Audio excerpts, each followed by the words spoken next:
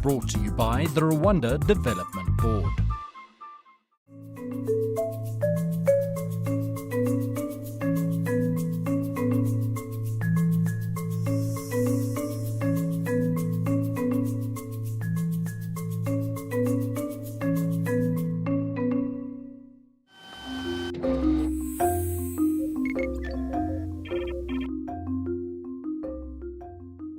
There has to be a shift today.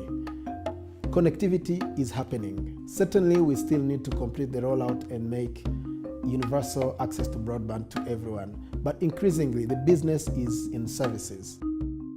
We have put in place all the backbone, really the infrastructure. We have invested heavily in the infrastructure.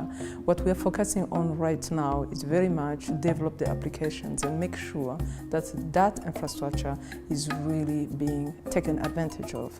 And in different sectors, the priority sectors will be agriculture, health, but also business. And that is our plan. For us, ICT is a sector in itself, but it's also a mean to just increase the productivity of all other sectors. So now we are at an intersection here in Rwanda where we are able, our young company, our young people with ID that are able slowly to play at the global level. Why is that? Before we were landlocked. Now we are connected. So it didn't matter which type of ID, which type of high-tech technology, ICT ID, they could not actually do anything because we're not connected. So that's one of the biggest improvements. And what we're gonna see in the next 3 years is extending that throughout the whole country, where anywhere in Rwanda you can have a high-speed internet connection.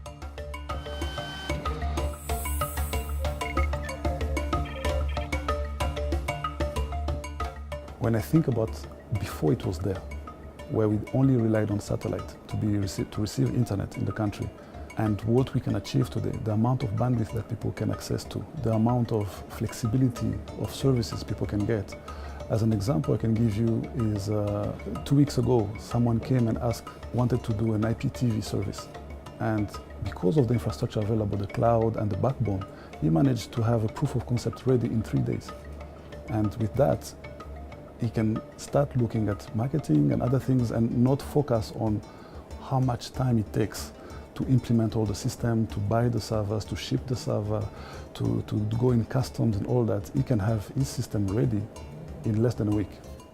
Well, we've seen tremendous growth of businesses that are piggybacking on the development of ICT infrastructure. We've seen, for example, in the banking sector, we've seen a lot of applications that are using ICTs to deliver banking content. For example, money delivery, transfer, and all those are services that wouldn't have happened in a better way if ICTs were not developed.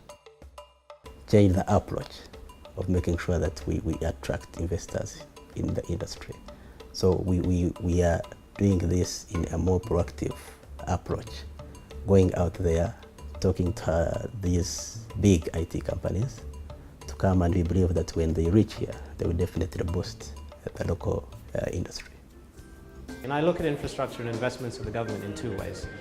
The first is most importantly actually in terms of power, the grid and electricity in the country. For us, we have about 80% of our network on grid, which is considerably higher than a lot of my counterparts in other countries. Secondly, in terms of internet infrastructure, fiber network infrastructure, we are really able to bring down the cost of our internet and therefore pass it on to our consumers, all those savings. In addition to which we actually use the same fiber infrastructure to connect up our network and our sites. So the investments by the government have really helped us to grow our business and to offer much more affordable services to our customers. We get contacted by companies and government agencies that are looking for great talent, and they know that they can find the talent here because the people that come here are committed people. They're people that feel they can do something. They have that self-drive. They don't have to be pushed by anybody. And so the recommendations that we make give them a foothold into the market. We have companies like SAP has recruited from here, and a local company called Mobicash has recruited from here. The Department of Immigration has recruited from here, and they're developing solutions that they're selling to even to government agencies.